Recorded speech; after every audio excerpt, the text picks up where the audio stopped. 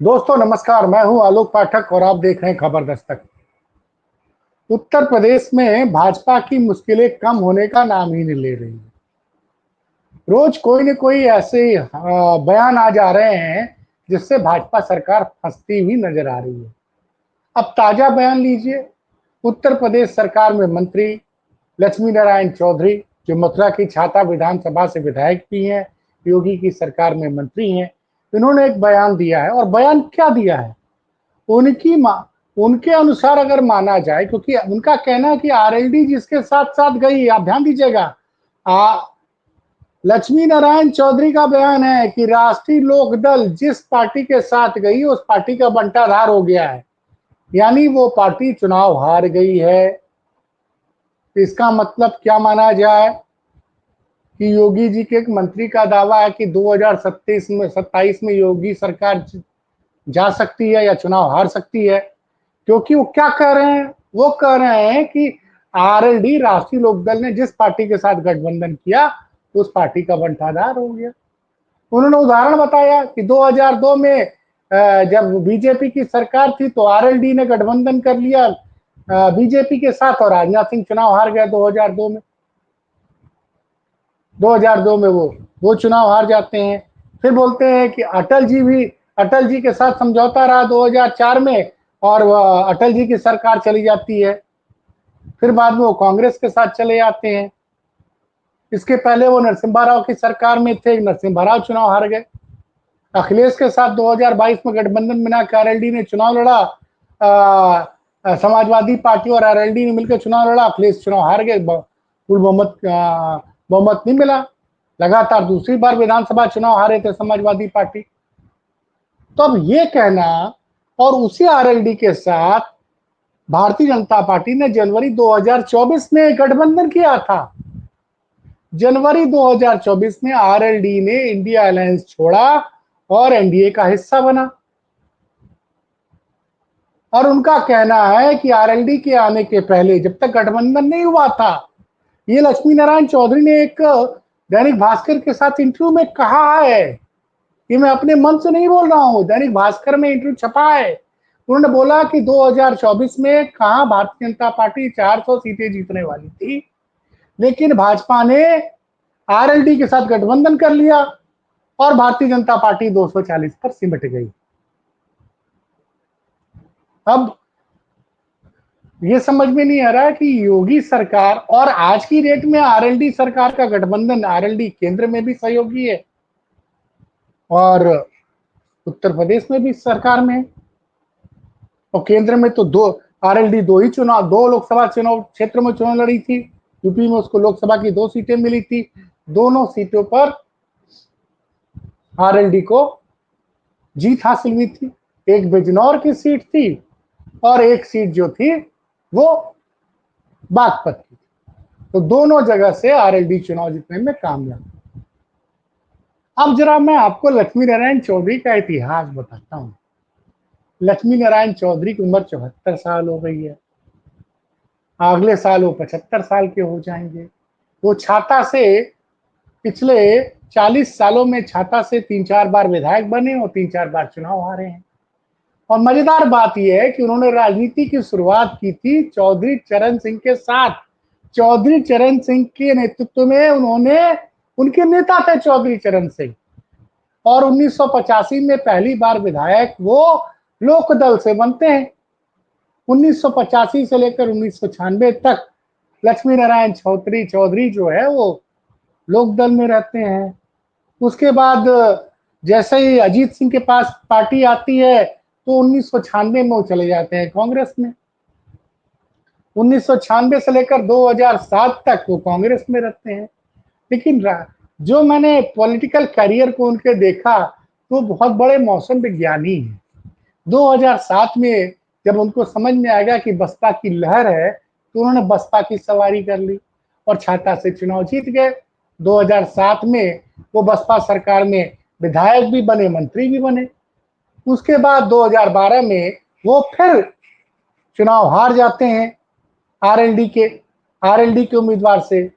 और जब देखते हैं कि 2015-16 में भारतीय जनता पार्टी बड़ी मजबूत, उनको लगता है कि वो भारतीय जनता पार्टी सरकार बना सकती है तो 2015-16 में वापस भाजपा में वो पहली बार भाजपा शामिल हो जाते हैं और उसके बाद लगातार 2017 और 2022 में वो चुनाव जीतने में कामयाब होते हैं और बताया जाता है कि वो योगी के बड़े करीबी हैं।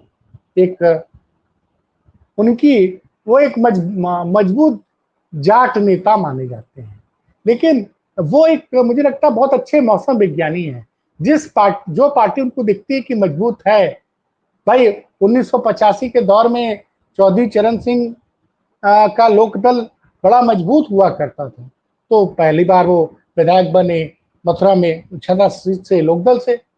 फिर 1996 में जब लोकदल कमजोर हुई तो कांग्रेस के साथ आ गए, फिर वो बसपा में चले आते हैं और अब वो भाजपा में आते हैं और आज वो कह रहे हैं कि आरएलडी जिसके साथ जाती है उसका बंटाधार कर देती है। अब इसको क्या समझा जाए, क्योंकि आरएलडी के साथ गठबंधन किसने किया था? प्रधानमंत्री मोदी, अमित शाह, नड्डा ने किया था। और लोग बता रहे हैं कि जो चौधरी जी हैं, हाँ मतलब लक्ष्मी नारायण चौधरी जी, ये जो है लक्ष्मी नारायण चौधरी जो है वो योगी के बड़े करीबी हैं। तो आज लक्ष्मी नारायण चौधरी किसके निर्णय को चैलेंज कर रहे हैं? वो सवाल उठा रहे हैं। देखिए वो सवाल उठा रहे हैं मोदी, शाह और नड्डा के निर्णय पर सवाल उठा रहे हैं और वो यहां तक कह दे रहे हैं कि भाजपा ने अगर आरएलडी से गठबंधन किया करने के पहले भाजपा 400 सीटें जीत रही थी और भाजपा ने आरएलडी से गठबंधन कर लिया, उसको 240 पे सिमट गई। दरअसल दर्द कुछ और है। दर्द यह है कि कहीं ऐसा ना हो कि छाता की सीट फिर आरएलडी मांग ले 2027 में, तो मंत्री जी को कहीं अपनी सीट पे ये डर लग रहा है कि कहीं विधानसभा चुनाव में आरएलडी के खाते में सीट न चली जाए तो मैं कहां से लड़ूंगा, पहला तो ये। दूसरा, चूंकि वो योगी खेमे के करीबी माने जाते हैं तो कहीं ऐसा तो नहीं वो मोदी और शाह के निर्णय पर सवाल उठा रहे हैं। लेकिन ये एक बड़ी बात है कि इस वक्त भारतीय जनता पार्टी को बड़ी संख्या में जाट वोटर्स जो है 2024 के लोकसभा चुनाव में उन्होंने विपक्ष के पक्ष में वोट दिया था। इसीलिए आप देखिए जाट बहुल सीट मुजफ्फरनगर, वहां वो चुनाव हार गए। हरिंदर मलिक वहां से चुनाव जीत गए, समाजवादी पार्टी के बड़े नेता थे संजीव बालियान, वो चुनाव हार जाते हैं। मेरठ में भारतीय जनता पार्टी बड़ी मुश्किल से 6-7 हजार वोटों से चुनाव जीतती है। ये ठीक है कि मथुरा में हेमा मालिनी अपनी सीट बचाने में कामयाब होती है, लेकिन उनकी मार्जिन कम हो जाती है। और वो बता रहे हैं, वो ये भी बता रहे हैं उस इंटरव्यू में कि पिछली बार तो मेरठ में 5 विधानसभा सीटों में हम लोगों ने 1.5 लाख वोटों से भाजपा ने 5 की 5 सीटें जीती थी। फिलहाल मेरठ में आप जान रहे हैं कि बांके बिहारी मंदिर को कॉरिडोर को लेकर स्थानीय लेवल पर उसका बड़ा विरोध हो रहा है और सुनने और ये मामला सुप्रीम कोर्ट में अभी सुनवाई चल रही है। तो ऐसे समय में जब भारतीय जनता पार्टी चाह रही है कि उसके जो भी ये जो सहयोगी दल है उसके साथ बने रहे, और राष्ट्रीय लोक दल ने तो 2 सीटें दी गई, दोनों की दोनों वो जीतने में कामयाब हुई। राष्ट्रीय लोक दल को 2 सीटें दी गई थी इस बार लोकसभा चुनाव में, दोनों की दोनों सीटें वो जीतने में कामयाब हुई, जबकि भाजपा अपनी सीटें हार गई। मुजफ्फरनगर की सीट भारतीय जनता पार्टी खुद लड़ रही थी, वहां आरएलडी नहीं लड़ रहा था। तो ऐसे समय में जब केंद्र में भी भारतीय जनता पार्टी की पूर्ण बहुमत की सरकार नहीं है, 240 सीटें ही हैं, तो इस तरह का बयान क्यों दिया जा रहा है? दूसरी तरफ ओम प्रकाश राजभर ने भी 2-3 दिन पहले कहा था, वो तो सहयोगी पार्टी, ये तो इनके नेता हैं, भारतीय जनता पार्टी के विधायक हैं, जो कह रहे हैं कि आरएलडी जहां जाती है उसके साथ उसका बंटाधार होता है। अभी मैं आपको याद दिला दूं कि ओम प्रकाश राजभर ने से पूछा गया कि अगर उनको बिहार में अच्छी सीटें नहीं मिलेंगी तो तीसरा मोर्चा बना के चुनाव लड़ सकते हैं, और उन्होंने यहां तक कह दिया कि हम जो है मंत्री पद से इस्तीफा भी दे सकते हैं, हमने पहले भी दिया, मेरे लिए मंत्री पद बहुत तो महत्वपूर्ण नहीं है। तो ओम प्रकाश राजभर के बयान को भी हल्के में नहीं लिया जा सकता है। और संजय निषाद बार बार बोल रहे हैं कि भारतीय जनता पार्टी ने गलत लोकसभा चुनाव में दलित और पिछड़ों की उपेक्षा की, इसी वजह से लोकसभा चुनाव वो हार गई। तो संजय निषाद अलग दबाव बनाए हुए हैं और अनुप्रिया पटेल भी खुश नहीं है। बार बार वो उनके पति योगी सरकार पर, जो कि योगी सरकार में मंत्री हैं, वो लगातार बार बार निशाना साधते रहते हैं योगी के ऊपर। तो अनुप्रिया पटेल की पार्टी नाराज है, सहयोगी दल, वो भी खुश नहीं है। संजय निषाद भी अगर माना जाए तो लगातार वो समाजवादी पार्टी के संपर्क में है। ओम प्रकाश राजभर ने तो मंत्री पद छोड़ने तक की बात कह दी है। और अब आरएलडी की तरफ से, और मुझे याद आता है कि कांवड़ यात्रा के समय बोला था उन्होंने, जो ये बात हुई थी कि सबका नेम प्लेट लगना चाहिए, तो उसका भी विरोध किया था जयंत चौधरी ने। तो कुल मिला जुला के जो परिस्थितियां उत्तर प्रदेश में वो ठीक नहीं आ रही है। और ऐसे में योगी के करीबी माने जाने वाला मंत्री, वैसे 2016-17 में जब वो आए थे लक्ष्मी नारायण चौधरी, तब तो योगी केंद्र में मतलब सांसद थे। उनका उत्तर प्रदेश की राजनीति से कोई बहुत लेना देना था नहीं। लेकिन चूंकि जब वो चुनाव जीतते हैं 2017 में और मंत्रिमंडल में आ जाते हैं, तो चूंकि मथुरा के रहने वाले हैं, जाट बिरादरी के थे, तो उनका और योगी जी के लोग बताते हैं कि अच्छी केमिस्ट्री है, अच्छे संबंध है। तो जो योगी का करीबी नेता है वो, आप सोचिए क्या चल रहा है उत्तर प्रदेश में कि योगी का करीबी नेता मोदी और शाह के पॉलिटिकल जजमेंट पे, पॉलिटिकल विजडम पे सवाल उठा रहा है। किन लोगों ने आरएलडी का इतिहास नहीं पढ़ा कि जिसके साथ ये गए उसका उन्होंने बंटाधार किया। तो ये बयान आज की डेट में बहुत महत्वपूर्ण है, जब भारतीय जनता पार्टी के लिए सबसे बड़ी समस्या ये है कि अगर आरएलडी चला जाएगा, जयंत चौधरी गठबंधन का हिस्सा नहीं रहेंगे, तब तो जिस जिस जिस गठबंधन के साथ जयंत चौधरी जाएंगे उसको जाटों का 100% वोट मिलेगा। क्योंकि 2022 के लोकसभा चुनाव में, माफ कीजिएगा, विधानसभा चुनाव में आरएलडी ने 8 विधानसभा सीटें जीती थी। 8 सीटें जीते थे वो लोग। और अब लगातार जिस तरह से अखिलेश यादव पीडीए को लेकर काम कर रहे हैं, और उनका पीडीए को लेकर विधानसभा वार अभियान जो है 15 अगस्त के बाद शुरू होने वाला है। और आरएलडी की जो पूरी राजनीति है वो पश्चिमी उत्तर प्रदेश के वो 13-14 जिलों पर ही फोकस है। तो ऐसे में इस तरह से अभी तक आरएलडी की तरफ से कोई प्रतिक्रिया नहीं आई है कि लक्ष्मी नारायण चौधरी ने जो बयान दिया है, आप सोचिए वो आप अपनी सहयोगी पार्टी के बारे में इस तरह का बयान दे रहे हैं कि जिसके साथ आरएलडी जाएगी उसका बंटाधार हो जाएगा। तो क्या ये माना जाए कि योगी के मंत्री ये दावा कर रहे हैं कि 2027 में योगी की सरकार नहीं आएगी, या योगी चुनाव हार जाएंगे, योगी सरकार चुनाव हार जाएगी? ये एक मतलब, क्योंकि आप बार बार वो कह रहे हैं कि जिसके जिसके साथ आरएलडी के उसका बंटाधार हुआ है।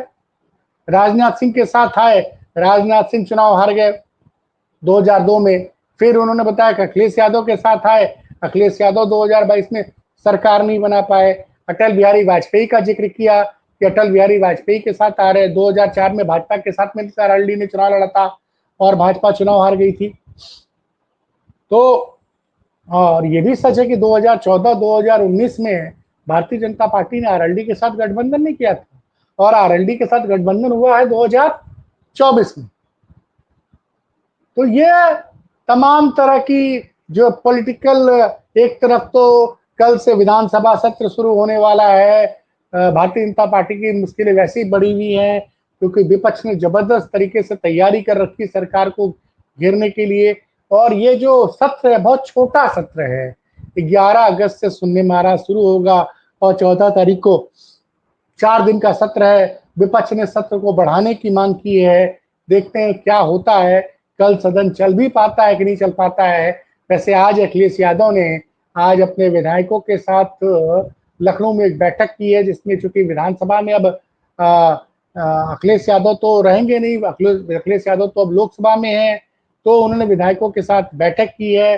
कल मुझे लगता है कि इस पूरे सत्र में जो है प्राइमरी स्कूल का मर्जर सबसे बड़ा मुद्दा रहने वाला है। सरकार को इसमें विपक्ष का कड़ा विरोध के सामना करना पड़ेगा। एक तरफ पीडीए को लेकर जिस तरह से दिन पर दिन पीडीए की लोकप्रियता बढ़ रही है और अखिलेश यादव के आह्वान पर उनके तमाम कार्यकर्ताओं ने जगह जगह जहां जहां पे प्राइमरी स्कूलों का मर्जर हुआ है वहां वहां पीडीए स्कूल खोले हैं। उनके खिलाफ उनके कार्यकर्ताओं, यहाँ तक कि उनके विधायक के खिलाफ एफआईआर तक हो गई है पीडीए स्कूल को चलाने को लेकर। तो माहौल अच्छा नहीं है। दूसरी तरफ दिल्ली और लखनऊ के बीच में भी बार बार संबंध चर्चा होती है कि संबंध अच्छे नहीं है। लोग यहाँ तक कह रहे हैं कि जो पूर्व मुख्य सचिव थे मनोज सिंह, उनका एक्सटेंशन के लिए योगी आदित्यनाथ ने खुद प्रधानमंत्री मोदी से रिक्वेस्ट की थी, उसके बाद भी उनका एक्सटेंशन नहीं किया गया।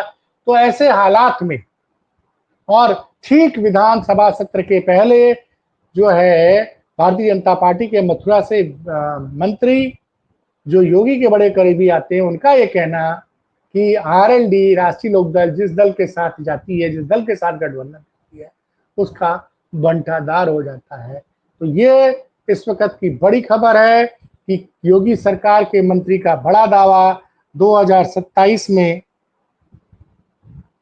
योगी सरकार जा सकती यानी चुनाव जीत हार सकती है। क्यों? क्योंकि वो इतिहास बता रहे हैं कि आरएलडी जब जब किसी पार्टी के साथ गठबंधन करती है उस पार्टी का बंटाधार होता है। वो 2002 में भाजपा के साथ गई, 2002 में भारतीय जनता पार्टी विधानसभा चुनाव हार गई, तब राजनाथ सिंह मुख्यमंत्री थे। उसके बाद 2004 में अटल जी के साथ भाजपा ने गठबंधन किया था। 2004 में अटल जी की सरकार चली गई। फिर 2022 में अखिलेश यादव के साथ मिलकर चुनाव लड़े, अखिलेश यादव सरकार नहीं बना पाए, हार के रखा था दूसरी बार विधानसभा। और इस बार उन्होंने कहा कि 2024 में तो 400 सीटें भाजपा जीतने वाली थी, लेकिन भाजपा ने चूंकि आरएलडी से गठबंधन कर लिया इसलिए बंटाधार हो गया और भाजपा 240 पे सिमट गई। अब वो मैं फिर से कहूंगा कि योगी के मंत्री का बड़ा दावा 2027 में योगी सरकार जा सकती है। इस बयान से यूपी में सियासी तूफान आ गया है। फिलहाल फिर मिलते हैं किसी बड़ी खबर के साथ, तब तक देखते रहिए खबर दस्तक। धन्यवाद।